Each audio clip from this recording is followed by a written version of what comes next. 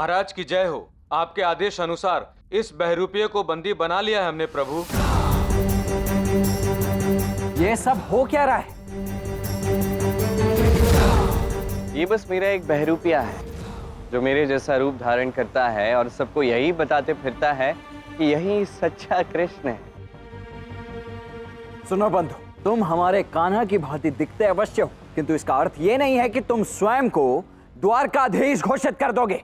कौन स्वयं को कृष्ण घोषित कर रहा है और कौन सत्य में कृष्ण है, ये शीघ्र ही पता चल जाएगा सबको। पता चल जाएगा? हम पहले से ही जानते हैं ये श्री वासुदेव कृष्ण है। बिल्कुल सही कहा मामा श्री ने। हाँ हाँ, यही कृष्ण है। हमने बहुत समय बिताया इनके साथ। हाँ, यही है मेरे भ्राता कृष्ण। हाँ, ये तुम हमें नहीं बताओगे कि वास्तविक कृष्ण कौन है। ये मेरी प्रजा, समस्त द्वारकावासी, सारे मंत्रीगण, मेरे परिवारगण, यहाँ उपस्थित हर एक व्यक्ति जानता है मैं कौन हूं। ये समस्त द्वारका मैंने स्वयं अपने हाथों से खड़ी की है। हर एक व्यक्ति जानता है कि मैं ही हूं वासुदेव श्री कृष्ण।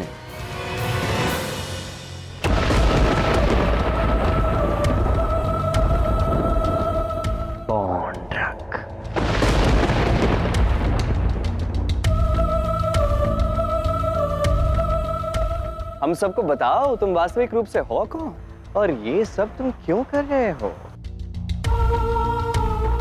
तुरंत सबको सत्य बता दो कृष्ण, सारी भेद खोल दो। सत्य तो बताना होगा।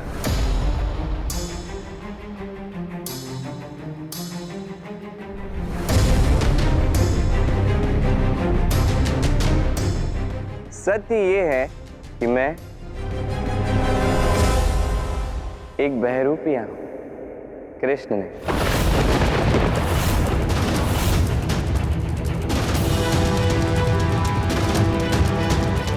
और उसके लिए आप जो दंड देना चाहे दे सकते हैं।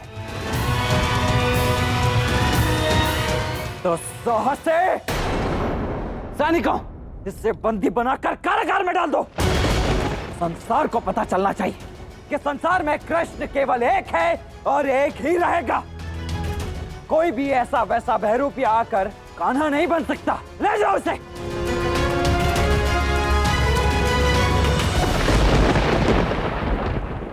ये क्या कह दिया कृष्ण, और क्यों? तुम तो बड़ी ही सरलता से सत्य प्रकट कर सकते थे, फिर ये बंदी बनना क्या चल रहा है तुम्हारे मन में?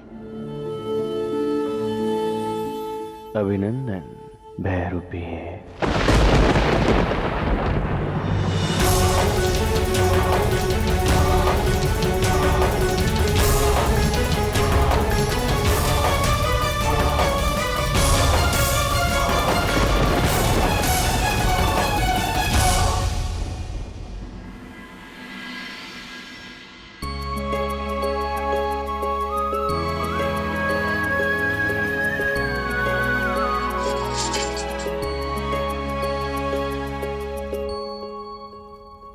तुम यहाँ कैसे आ गई? तुम्हें पता है कितना जोखिम भरा काम है ये? कैसे नहीं आती, तुम्ही ने तो भयमुक्त किया है ना मुझे। वैसे मुझे पता था, कोई मुझे पहचाने ना पहचाने, मेरी राधे मुझे एक क्षण में पहचान लेगी। मैं पहले ही समझ गई थी, वो मेरा कृष्ण हो ही नहीं सकता, क्योंकि संसार में कृष्ण केवल एक ही है। उसके जैसा रूप धारण करने से कोई कृष्ण थोड़ा ना बन जाता है। कृष्ण एक व्यक्ति, भाव या आकृति नहीं, वो तो एक भावना है, और भावना को कोई कैसे धारण कर सकता है भला? एक ऐसी भावना जो केवल राधे समझ सकती है, जो राधे एक क्षण में पहचान सकती है। मेरे लिए ये नहीं है, किंतु अभी मिलेगी नहीं। क्यों? क्योंकि तुम पहले मुझे ये बताओ कि तुम यहाँ कारागार में क्यों आए? वही सबके समक्ष उस बहरूपिये का सत्य क्यों नहीं प्रकट किया तुमने? कदाचित तुमने देखा नहीं राधे, तुम्हारे अतिरिक्त हर एक व्यक्ति के लिए मैं ही बहरूपिया हूँ। उन्हें सत्य का भान करवाना होगा। बोलने से कुछ नहीं होगा। हर एक की आंखों पर किसी न किसी रूप की पट्टी बंधी है। वैसे में मैं धीमे स्वर में कुछ कहूँ या ऊंचे स्वर में कुछ कहूँ, मिथ्या ही कहलाया जाएगा। किंतु वो बहरूपिया है कौन, और तुम यहाँ कारागृह में बंद रहकर कर भी क्या पाओगे कृष्ण? बैठो। राधे, जान लो ये बात, जन्म से ही कारागार से मैंने बड़े बड़े कार्य किए हैं। फिर भले ही वो जन्म के समय कारागृह से निकलना हो या कंस का वध, इस कार्य में समय अवश्य लग सकता है, पर ये हो जाएगा। और रही बात उस बहरूपिये की जिसकी हम बात कर रहे हैं, उसका नाम है पौंड्रक। वो स्वयं को कृष्ण ही मानता है। वो द्वारका पर अपना आधिपत्य स्थापित करना चाहता है, और इस षड्यंत्र में वो अकेला नहीं है, उसके साथ बड़े बड़े लोग सम्मिलित हैं।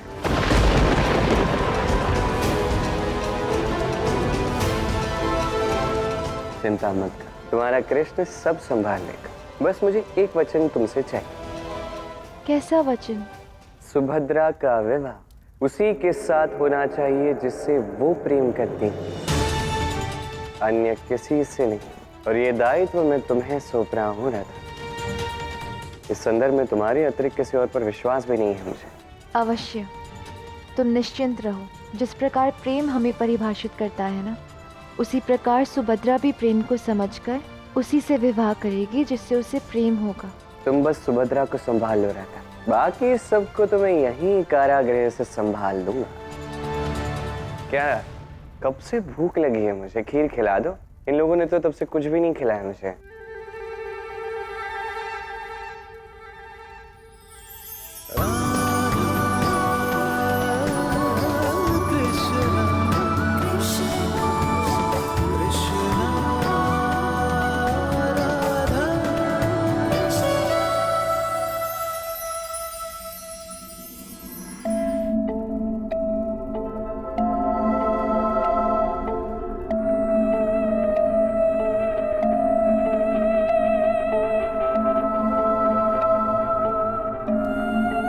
क्या हुआ ग्वाले? मेरा रूप धारण करके यहाँ आया था, सबने एक क्षण में पहचान लिया कि मैं सच्चा कृष्ण हूं और तू झूठा कृष्ण है। अब क्या होगा? अब मैं बताता हूं क्या होगा। अब मैं तेरी सारी द्वारका हड़प लूंगा और तुझे मिलेगी मृत्यु। मृत्यु।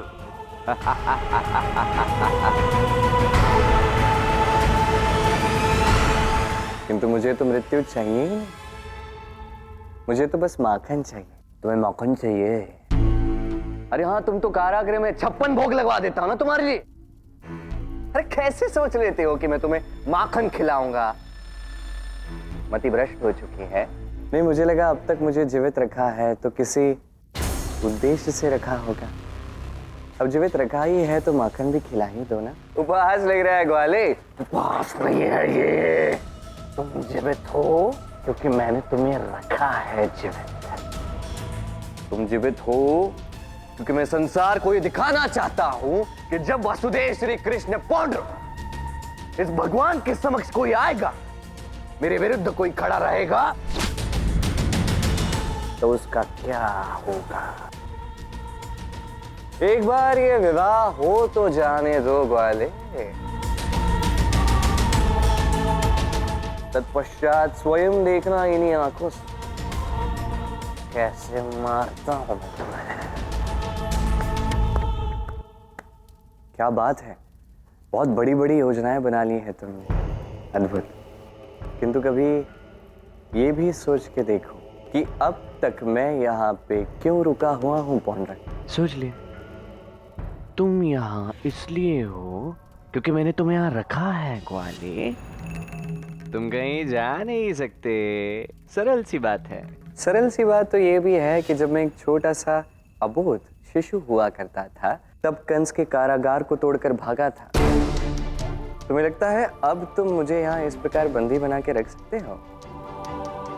मेरा उद्देश्य एक है कि सुभद्रा का विवाह हो उसके साथ जिससे वो प्रेम करती हैं, दुर्योधन से नहीं। और मैं बाहर इसलिए नहीं आ रहा क्योंकि दाऊ ने वचन दिया कि दुर्योधन का विवाह होगा सुभद्रा के साथ। अब यदि मैं बाहर आऊं और तुम्हारे षड्यंत्र को विफल कर दूं, तो ये प्रतीत होगा कि मैं अपने दाऊ के वचन का सम्मान नहीं करता कि सुभद्रा के जीवन का सबसे बड़ा निर्णय, सबसे महत्वपूर्ण निर्णय मैं चाहता हूं कि अपने जीवन का और अपने जीवन साथी का यह निर्णय सुभद्रा स्वयं है, मैं या कोई और नहीं। वाह, क्या तुच्छ विचार है तुम्हारे। ये तुम्हारा व्यवहार, ये विचारधारा, ये व्यर्थ का अहंकार, इसका कोई आधार नहीं है। सुभद्रा का विवाह होगा दुर्योधन के साथ ही। मैं स्वयं विवाह करवाऊंगा उसका। तुम क्या करोगे पता है? माखन खोजते रहना, क्योंकि और कुछ तो तुम कर नहीं पाओगे ग्वाले। मुझे जो करना था मैं कर चुका। जो होने वाला है वो होने ही वाला है। जिसके साथ सुभद्रा का विवाह होना है वो पहले ही द्वारका आ चुका है। अर्जुन।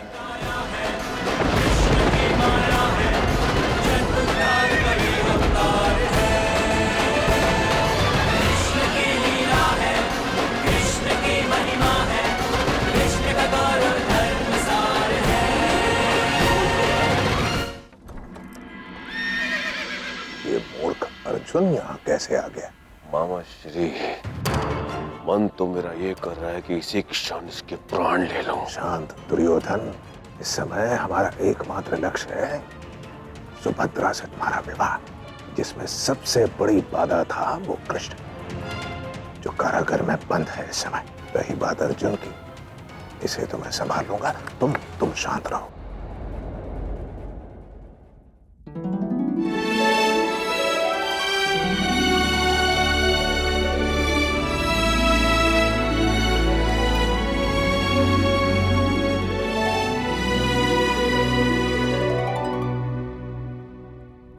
श्री राधे को मेरा प्रणाम।